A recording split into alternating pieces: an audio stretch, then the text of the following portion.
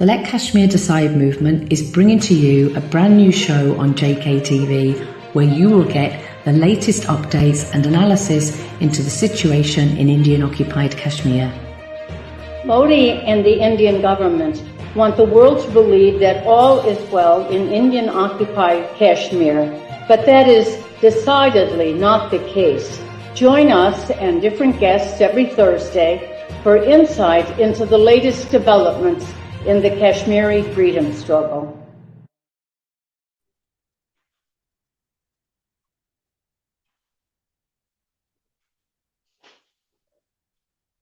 Good evening. Thank you for joining us here at Let Kashmir Decide. This evening, we are going to be speaking about the Kashmir solidarity movement and raising of awareness, which is what we're key about, and asking the questions, why is the Kashmir movement not gaining traction out with of Kashmir? What do we need to do and explore? We're going to look at Kashmiri culture and the impact that that could have on solidarity movement and within this conflict. We're aware again at the moment, we are seeing Kashmiri voices silenced more and more through the arrest of the journalists, the closing down of the press centre, the closing human rights defenders being arrested, and people afraid physically, emotionally to speak up, whether that's in Indian Occupied Kashmir or other areas of the world if they originate back to Indian Occupied Kashmir. So Mary is here with me tonight again. So my name is Claire. I'm a primary school teacher, human rights activist in Scotland. Good evening, Mary. How are you this evening? I'm doing well. Freezing. That's it's cold here. Sorry, it's colder. Yeah, warm here. So Mary is a political activist and a human rights activist in America. Thank you, Mary. And we have our guest tonight, Fesl Reza-Khan, who is a political activist and the project lead of a group, Love Kashmir in Manchester in the UK. And good evening to you, Fesl. Thank you so much for joining us here. How are you this evening?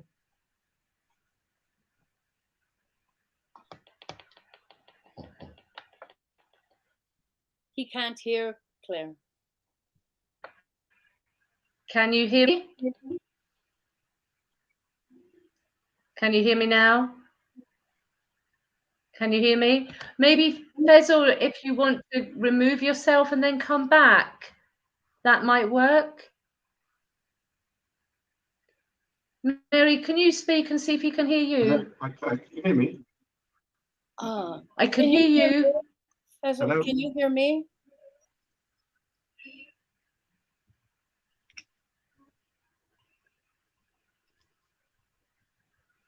Can you hear us, Fesl? That's a shame, Mary. Perhaps we could go over to you and discuss while we wait for Fesl to see if we can get the connection sorted. Your hopes and thoughts then, Mary, for cultural and exploration. What do you hope to speak with Fesl tonight? Well, I'm one of those political activists who has never really understood, never really appreciated the importance of culture, knowledge about culture in building political solidarity.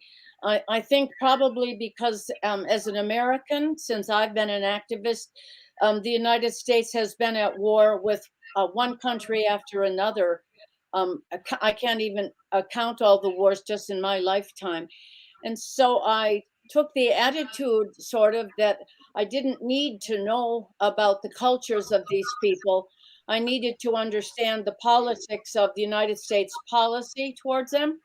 And as human beings, I was stood in solidarity with them. But I never tried to appreciate their culture. And I mean, to a degree, you become familiar with it. But I believe that the war on terror, so-called, which is directed against Muslims and Muslim culture, changes the necessity of understanding cultures. I think it means we really, it's necessary in building solidarity to know about these people, about Muslim culture, about their societies, their, you know, culture in the broadest sense. And so yeah, that, and that makes very interested in this that discussion. makes sense. And then that, yeah, and that brings us into our community areas, doesn't it? Fesl, can you hear us now? Yes, hi Claire, hi Mary. Sorry about that. Just a slight technical problem with the audio. Oh no, great that you're here. So welcome to you. Yeah, thank you so much for joining us. How are you? I'm really well, thank you. It's a dry evening in Manchester for once. Normally it's always raining here, but it's quite pleasant. I don't know what the weather. I think in Central America that it's really nice and pleasant.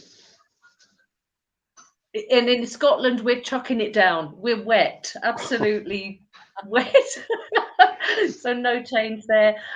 Thank you so much. Well, I'm going to pass it over to Mary then to ask Fesl the questions and explore the issues here. And then myself, if I have any ideas or thoughts, then I'll pop back in and I'll just listen through. So thank you so much. And thank you people for joining us, and enjoy the show tonight.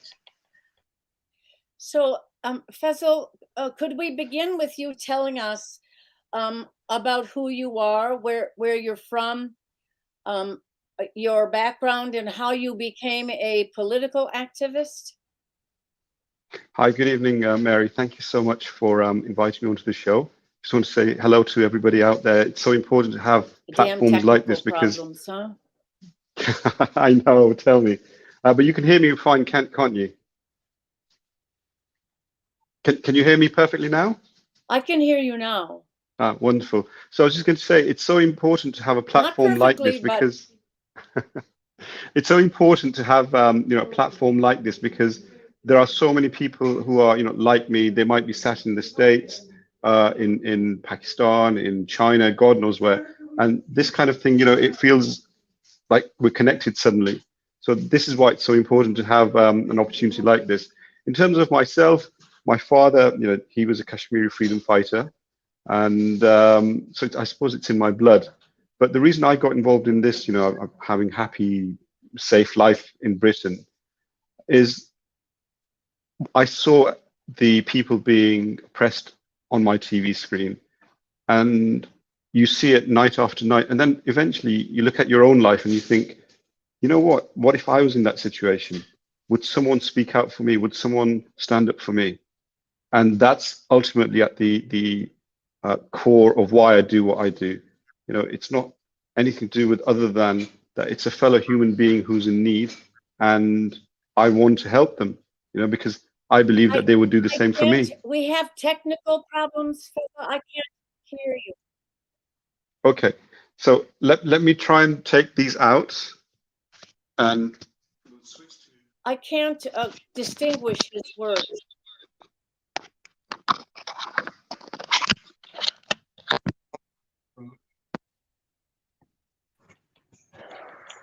I can hear Fesl really well from this end, Mary. So it's yeah, obviously just Atlantic. Yeah, no, clearly. Okay. But let's see what happens. Okay. Is that better, Mary? So continue, Fesl. Is that better? Can you hear me better now? I do. Yes. Good. Okay. Perfect. We'll try and switch to the old-fashioned way. So as I was saying, yeah, it's ultimately it's a very basic reason that I'm involved with this. It's simply that I would think that if I was in the same situation, someone, you know, a kind, well-meaning stranger would do the same for me. So that's the reason why I do what I do.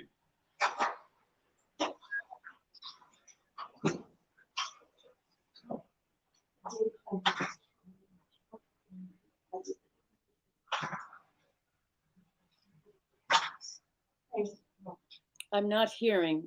Have I completely lost you there? Yes, you did. I can't hear anything you're saying. I'm terribly sorry. I mean, I can hear you perfectly. Claire, can you hear me? Yeah. You can. I can hear you. I can hear you perfectly as well. So there seems to be a link between yourself and Mary. Mary, can you hear me? Yes, I can. Can you hear? Okay. The screen freezes when it comes to you, Fesl, so I don't hear what you're saying. Would you like me to leave and rejoin the broadcast? Yes, I think maybe. you're fine. Yeah. Well, let's I'm continue, just worried. and if it freezes again, should we just continue? Yes, please. Okay. And then Mary, let us know if there's any issues. So as I was saying before, I'm one of those people who never really understood the importance of culture. So maybe, Fesl, you could define culture, and why you think it is so important in building solidarity with the Kashmiri struggle against colonialism and occupation. Maybe you could begin by defining what it is. Is it just dress, language, poetry, cuisine, music? You know, exactly what is it that we There's want? definitely the concept of Kashmiriyat, and that I think is one of the most powerful bases that the Kashmiri movement has to come together. It's reminiscent of a lot of mountain people around the world, from Kurdistan to Peru, etc. Because the mountains, regardless of where you go, they're quite an inhospitable place, and almost like a tribal code of honor grows up around that. In Kashmir, it's quite a unique system. I mean, it's Kashmiri means so many different things to so many different people, but to me, it's about honor, respect, manners, hospitality, warmth, kindness, generosity. These are the things that sort of that it revolves around, and I think any Kashmiri movement going forward needs to be based on that. It needs to recognize that that's what sets Kashmiris apart from their neighbors. Interesting, because I saw some Indian apologists, Raul Bandita, the journalist, pro-Indian journalist, and Aditya Raj Kaul. I don't say their names properly, but I saw them arguing that there was no such thing as Kashmiriyat. So it apparently offends the Hindutva crowd, the very concept of Kashmiriyat. Maybe I mean, all colonial oppressions, ultimately, they're about a cultural war. It's about trying to annihilate the culture and the collective memory of a people. That's how colonists and colonial people succeed, because otherwise, the freedom movement carries on. And this is why, for example, Scotland, the Scottish identity is still so strong, is because they can never wipe out the collective memory, the identity and the culture of Scotland.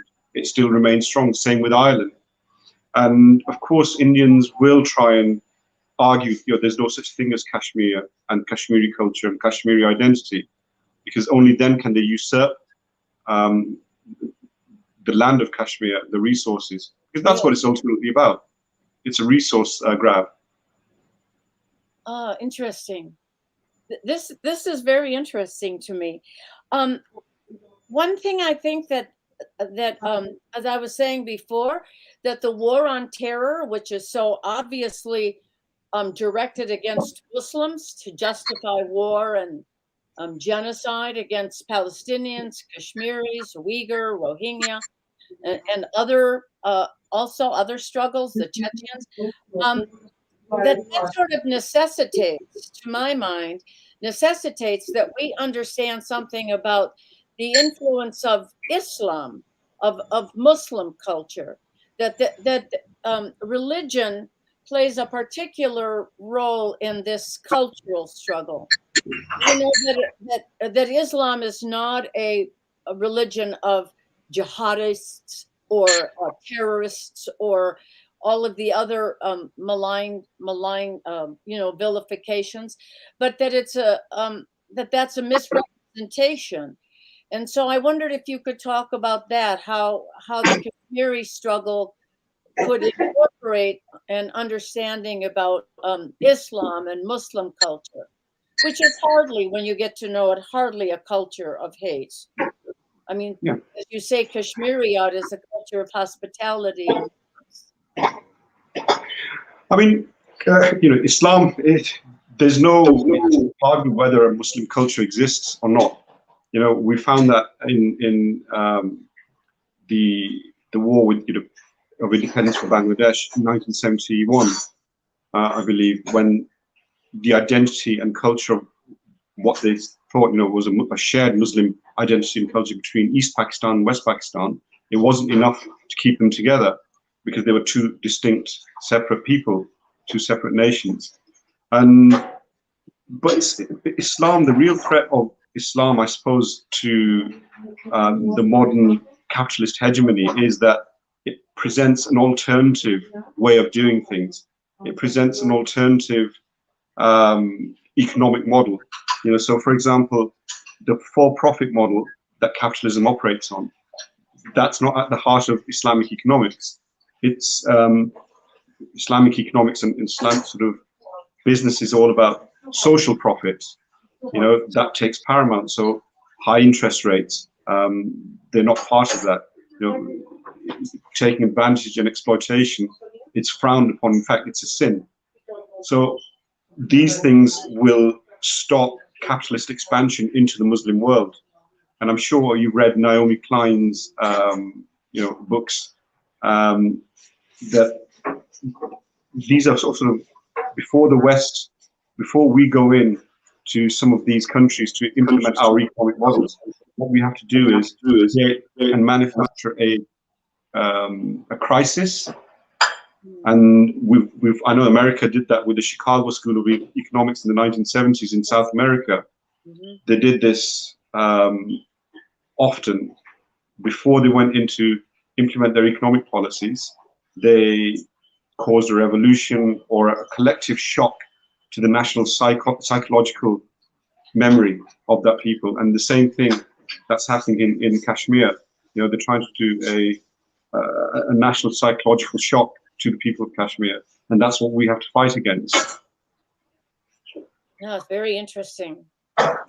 Yes, I agree. Could you talk about how activists in building solidarity could incorporate cultural events and presentations, and how they could integrate that into the political movement? I'm sorry, could you repeat that question again, please, Mary?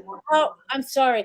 How activists in building a solidarity movement could integrate cultural events and presentations into our community organizing, into our work, so that people begin to understand something about who Kashmiris are, about Kashmiriyat, about their culture, about their different musicians,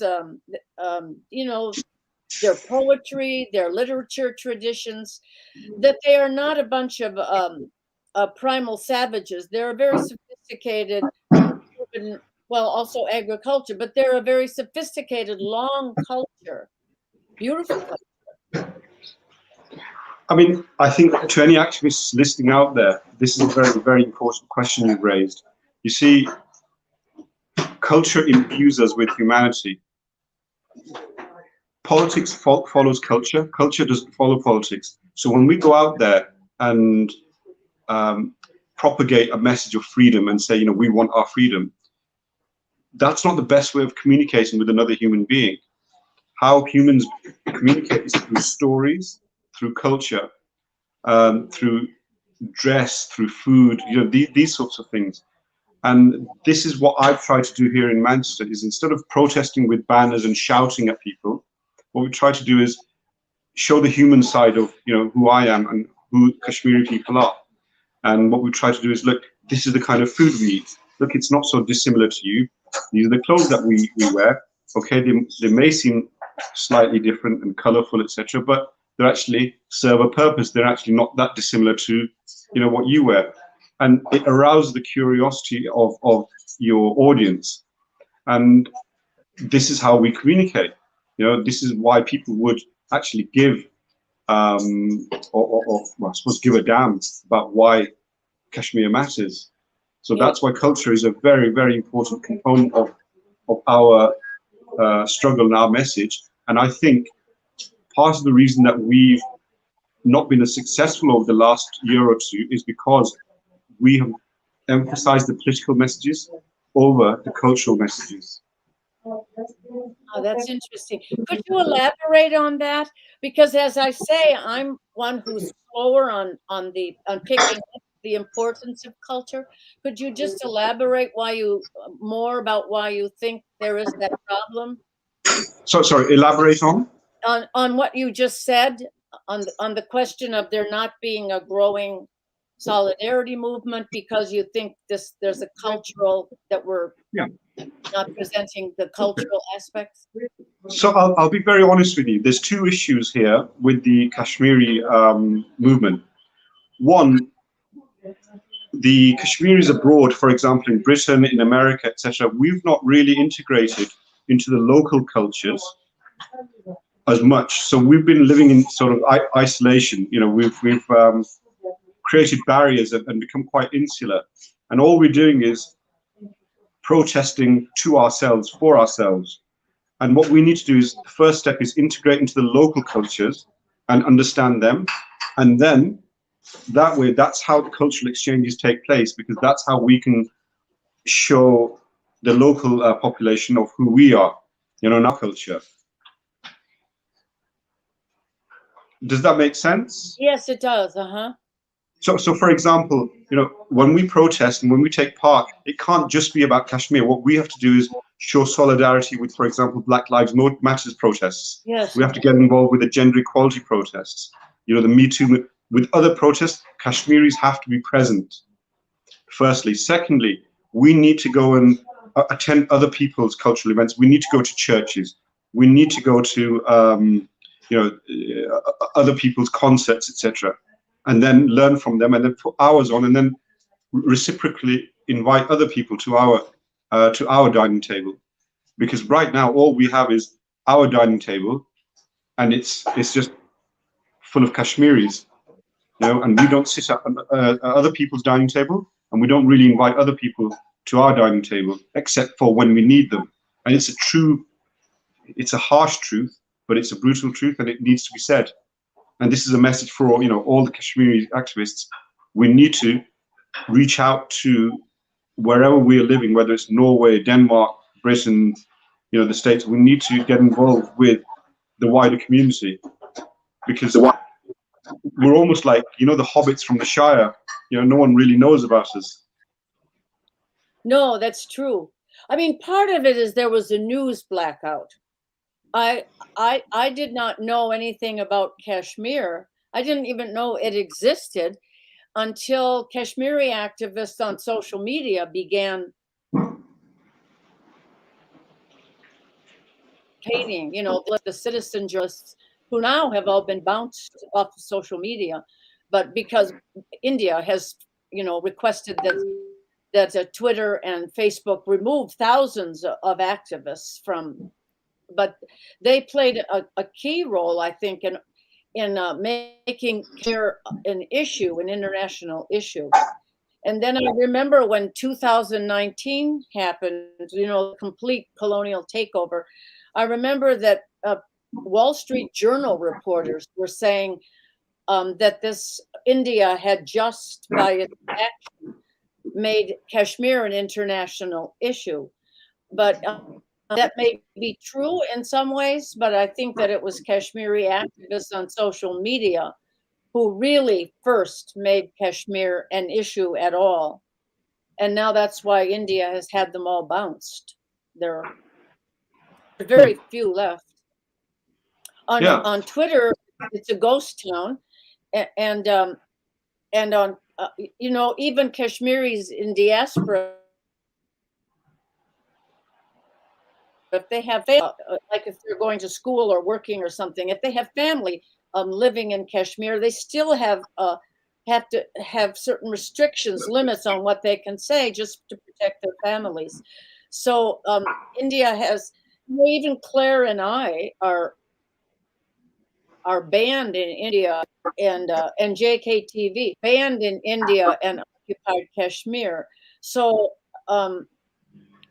you know, they've tried to silence that interaction between Kashmiris and Kashmiris in diaspora and supporters around the world. They've tried to disconnect that. So I don't think it's entirely that the activists have been remiss, you know, about making connections, but I do believe they have to make those connections. They have to be part of the Black Lives Matter, part of the Black Civil Rights Movement, part of the immigration rights movement. I think Fesl raised a really good point, I think, because it's something I've not considered. And Mary, I just wonder if we were seeing more Kashmiris or Muslims within our communities, then maybe this issue wouldn't have been so hidden. You know, it's easy. I've sat here the whole time thinking, well, this is the UK media that has kept it hidden. But of course, there are other ways to come out and show, aren't they? And so yes. I think that's a really interesting point. And Fesl, it's one of the reasons I love connecting with activists each week that we do this, because we all come together and combine and give those ideas. And it's something I'd not thought about before. And I think it's a really good angle for actually all people to work together with, to bring, you know, events where we can all come together as one and come out into the community as a whole. So yeah, that's given me some food for thought. So thank you. Yeah. Sorry. I mean, just on the point of the blackout, Mary, what I was going to say is, look, we can't expect any favors from the Indian occupation. You know, they're not going to make it easy for us. No. And no occupier, no imperialist, no oppressor makes it easy for their victim. You know, that's something we just have to take for, you know, as understood. So, and they will make it even worse. You know, we don't even know, or we don't even understand how hard it's going to get in the future, because as we gain momentum, as we become more successful, the harder it will become in terms of the conditions on the ground in Kashmir. You know, for every action, there's going to be a reaction. What I was referring to is that, okay, the Indians have done their worst, but what we have to do is respond. You know, we have to then react, and whether we do that proactively or reactively, again, that's up to us. But we must respond in some way. And what I suggest is that the capacity that we've lost in Kashmir because of the blackout, what we have to do is replicate that by forming alliances with other movements. Yes. You know, if there is a, for example, a protest, you know, around the Me Too movement, Kashmiri faces, Kashmiri flags need to be present to show solidarity. Yes, That's what I was referring to. I absolutely agree. Absolutely agree. Yeah. I remember in the Vietnam anti-war movement, that was the gestalt of the movement. People came from the different groups. The Palestinians came, you know, lesbian gays came, women's groups came. They came in their own contingents with their own banners and their own flags as part of well, they weren't probably Kashmiris that came under their own banners, but you know, Palestinians against the war in Vietnam, women against the war in Vietnam. It was the character of that movement, and I think it's sort of one of our models for a solidarity, anti-colonial solidarity movement, a movement that includes Kashmiris, Palestinians, Rohingya, Uyghur, you know, all of those oppressed peoples who are standing up against colonialism, and can join with others who are facing war and genocide and occupation. We have a great. I was going to say, and this is where, you know, I mean, I follow you on social media, Mary, and it's always interesting listening and reading your tweets and comments, because you've got, you know, 40, 50 years of history of doing this kind of thing, you know, so relative newcomers to this. And this is where people like yourself, Mary, and, you know, you've been doing this. this is a chance for us to learn, I suppose, at your knee, and try and upscale and upskill ourselves. So that's really important, you know, your feedback in terms of what you've learned over the decades. Yes, but we're moving in the same direction, is this need to form alliances. I mean, it isn't just coming with banners, it's actually aligning, working with them to build their movements. And and it's a reciprocal thing. You know, it's not you know, people can say that's just you're just feeding off of the other, trying to, you know, what is the word, pirate? No, it's not what it is. It's alliance. It's political unity against you know, the same kind of thing: war, genocide, occupation, colonialism. You know, the legacy of colonialism is not defeated. It rules the planet. So Absolutely. yes. Yes, but I do remember very fondly the Vietnam anti-war movement, where people came with their own banners, gays against the war in Vietnam, Palestinians. It was really an extraordinary thing, and of course the marches were hundreds of thousands, even over 1 million people in the United States. You know, Wow. so I mean, there were marches that I attended where there were over 1 million people in Washington, D.C. It was Mary, could I ask you a question? If Vietnam was taking place today, do you think the American people would respond in a similar way that they did back then?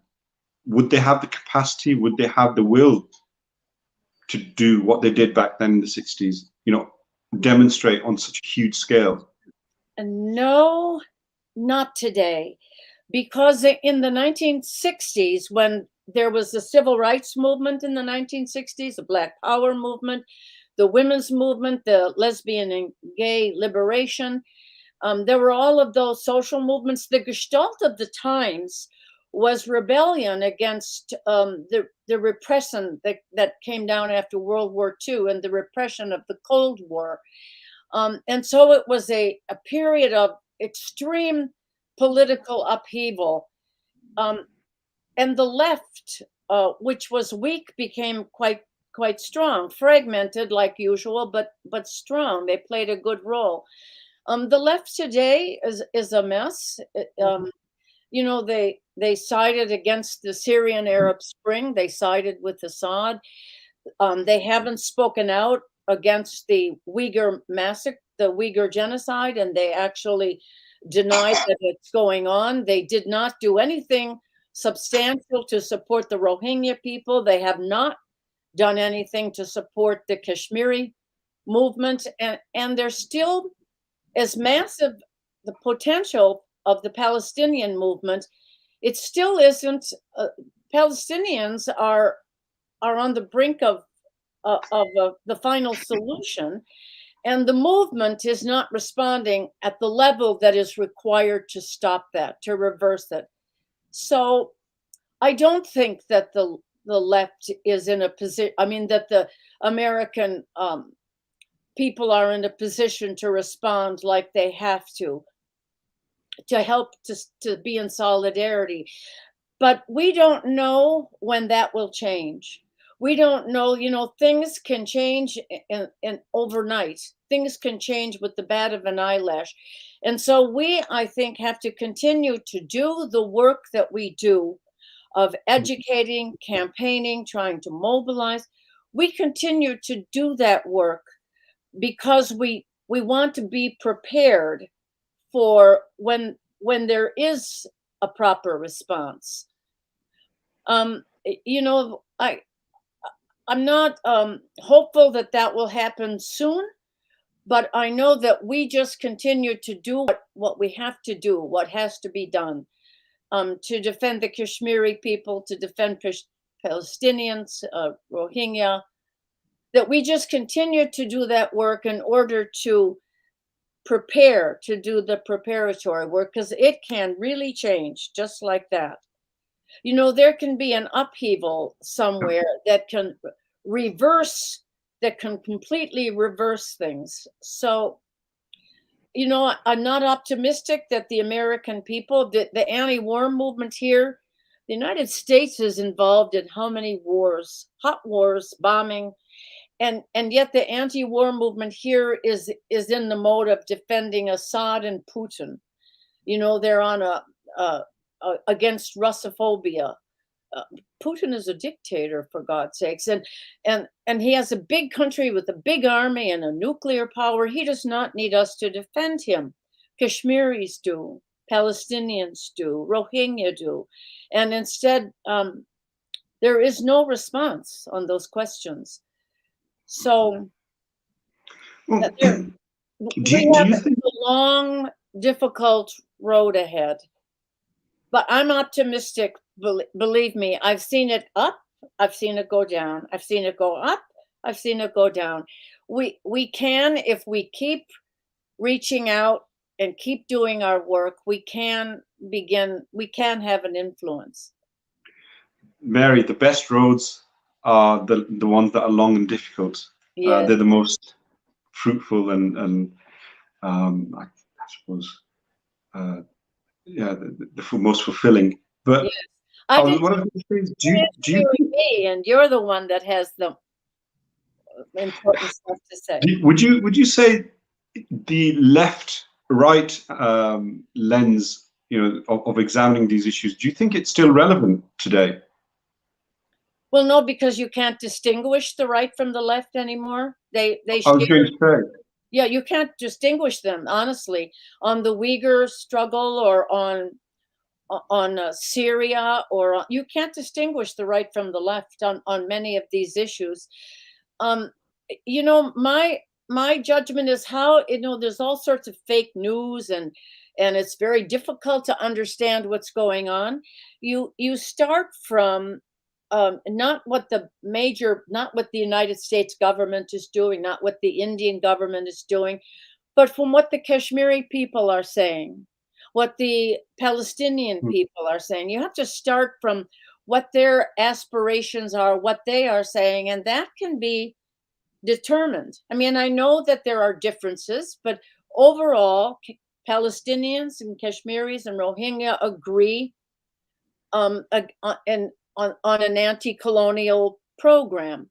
And so you try to let them guide our politics and not let, you know, what the United States government says or what India says or what, I know that's not easy, but Kashmiri journalists, Kashmiri human rights activists, Kashmiri protesters, including the stone pelters, they've made it very clear what they want. And so I think we stand with them and try to build solidarity with them and try to describe who they are in culture and in politics and in religion. And I think it's that's where we start from. Who are they? What do they want? What do they need? Mary, I've always wanted to ask you this, and I've finally got the chance, because you said you weren't aware of Kashmir, you know, previously. Not until 2014, 15. No. Before then, what actually changed for you? What was the one thing that if we could repeat, sorry. Kashmiri activists on social media, they began becoming friends with me on social media from my writings around Palestine and other issues. And they began, and also on the Rohingya struggle. I've been writing about the Rohingya since 2010, 11, 12 in there. So they began telling me, you need to study the Kashmiri struggle. And they wouldn't stop. They would keep messaging me. You need to study the Kashmiri struggle. We can send you information. And there were several of them, by the way. And I would, you know, I was busy. I'd say, yeah, yes, I will. You know, I'll get to it. Thank you. I'll really try. And I put them off for about a year. And then in early 2015, they continued. they just were relentless, really. I said, okay, I'll take the time. And so I decided I would go over to the University of Texas library here, which had an extensive collection on Kashmir. And I would begin to do my homework. And it was an extensive collection of US State Department kind of writings. And, you can't really understand the struggle of the oppressed by reading the United States State Department and professors who ascribe to that method of history. So then I began article research and newspapers and scholarly journals and things. It took me 6 months, and one day it just, like, how could I have missed this? How could I have missed? It's an anti-colonial struggle, similar in its character to the struggle of the Palestinians. Similar, not, it has also very different things. I just got it. And then once I got it and I understood now what I was reading, everything began to make sense.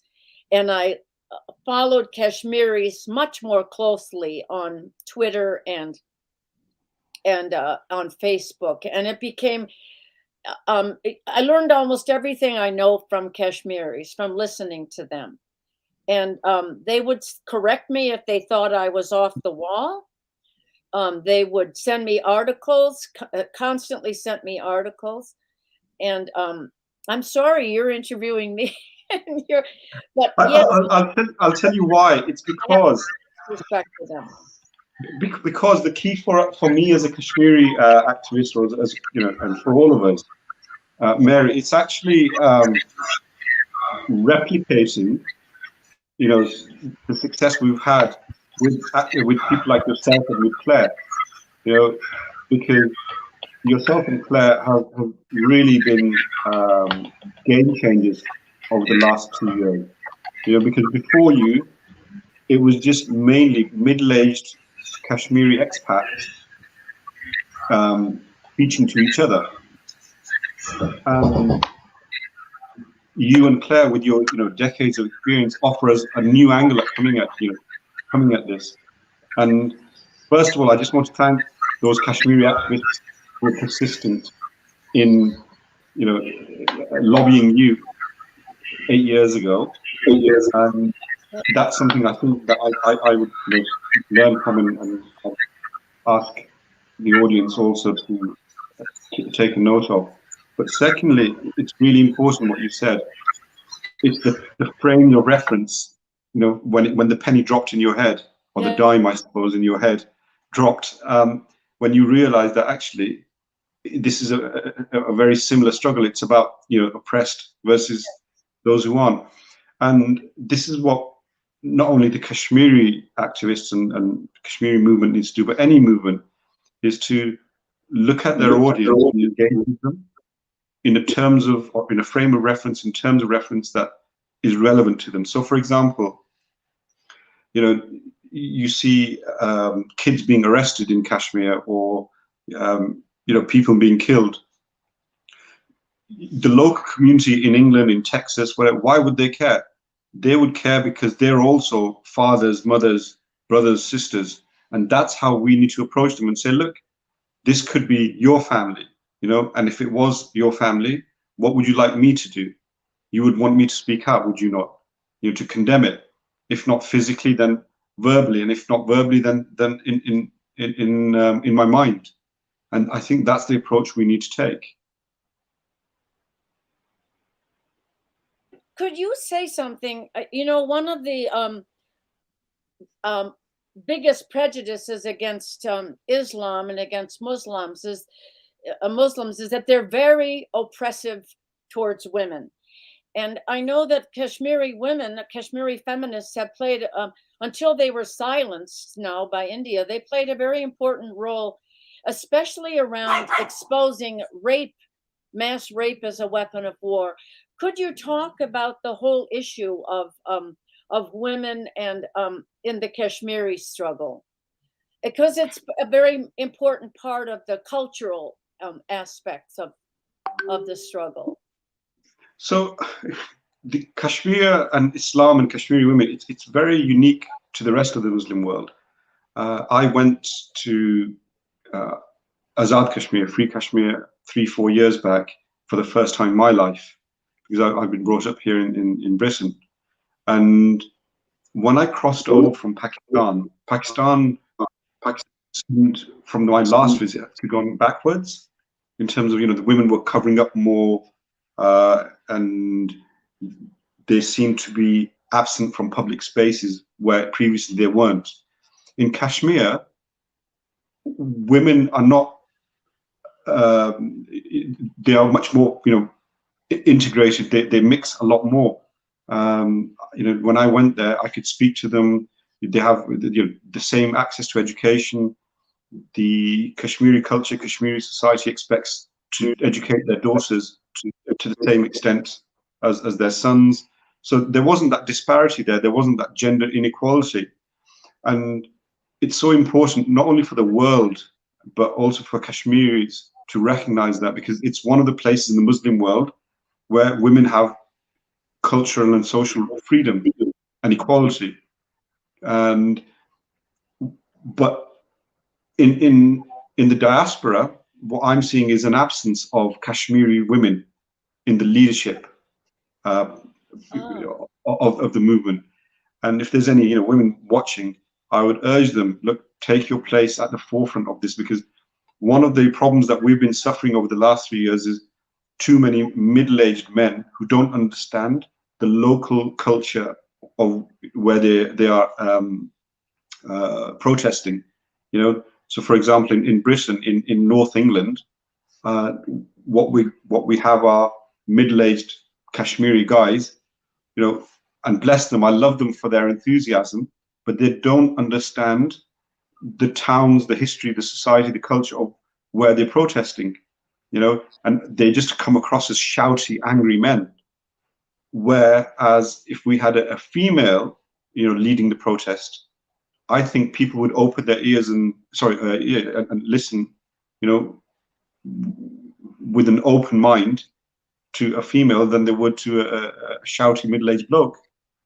So, yeah, I there's an absence abroad, but in terms of Kashmiri women, I mean, the Indians recognized that Kashmiri women, in terms of writing and leadership, are quite prolific, and that's why they used rape as a weapon.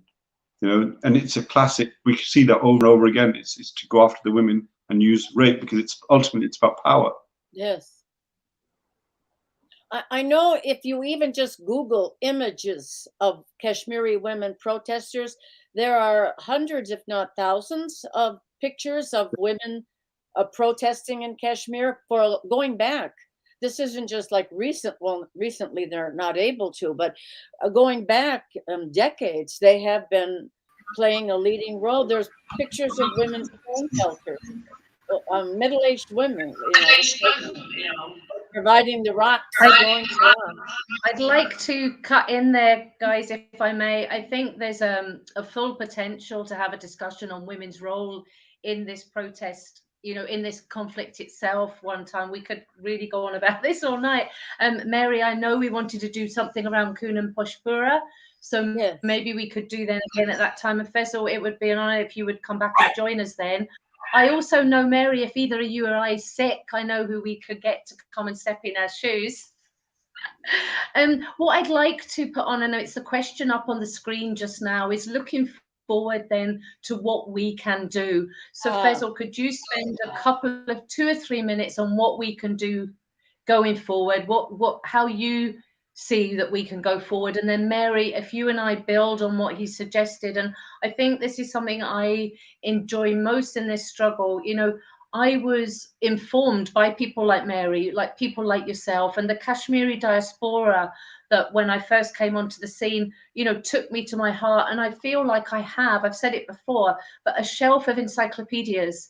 If I need anything, I know who to turn to. It means I don't have to retain everything myself. And honestly, I can't. There's so much going on. I can learn about something, and then 2 months later, it's gone. So I think this is great that we have this solidarity amongst ourselves, you know, a range of races, culture, ages, and we all just come together on, you know, humanity. And there are so many people walking this journey with us that we know how we can utilize each other's skills. So Fesl, I'd like to ask you where you see solutions going forward now, and you know, to what we can do and how we can build that. So to the audience members listening, the first thing I would say is an organized minority is the majority. You don't need, you know, huge mass numbers. All you need is a very small organized minority, and they can really influence the local and national agenda of wherever you are. Because ultimately, the biggest thing that's going to change Indian, you know, the Indian occupation is international condemnation and policy change by nations. The same that we did in South Africa, the same, you know, for example, in Vietnam, etc. So the movements that have already been successful before us, we need to learn from them. But on a local level, the people who are listening, all you need is just one of you to go and start something wherever you are. Do whatever you can with whatever you have, and you don't need huge amount. You know, in today's social media, all it needs is one person every, you know, once a month to go out for an hour in their local high street or town center with a poster and just post it. And if you do this regularly and often enough, you will start growing. And the maximum you need is 5 people, you know, in every location. Once we have a whole network of, you know, similar like-minded people, that's when we start connecting and we start building a bigger movement. But what we also need to be doing is going and showing solidarity with other causes, you know, with other movements, and be seen to be active and have our faces seen there, because that's how we're going to build alliances. So 3 things. 1, if you're on your own, go ahead and do something this Saturday and you know, share it. If you're in a group, try and then build an alliance with another group, you know, that's non-Kashmiri related. So that's I think the way forward, the next steps. Absolutely agree with both of everything you said. Absolutely. Yeah, no, well done. And it's amazing what one person can do and take ownership with it themselves and move forward. We'll ask you in a moment, Fesl, if there's anything else you'd like to add before the end. I would just like to say, with regards to our ongoing solidarity event on the 5th of every month, standing in solidarity with Kashmiris, remembering those in Indian Occupied Kashmir and raising the voice. So every 5th of every month, and we've been looking for something sustainable that isn't just on the 5th of August, that isn't just on the solidarity, you know, days where people come out on the black days. So raised around, you know, the simple concept of the teacup. I now have my own, I think I might be the only one with it in the world, Solidarity for Kashmir day. Thank you. You know, so in the most simplest form of it, we're looking for people to upload themselves with a cup of tea on the 5th of every month and share it to social media with the hashtag Solidarity for Kashmir. This month, we're focusing on the Kashmiri journalists being silenced and human rights defenders. So the other hashtag is Let Kashmir Speak. There are events arising from this now. People are having on-ground efforts for it and inviting friends along to speak. There are Zoom events going on, and each month it is growing. And it is one thing that somebody can take on themselves. So ironically, Fesl, you said something about Saturday. You know, it is the 5th on Saturday. So they just need to tell one person that's never heard about Kashmir, take them for a cup of tea, have a chat.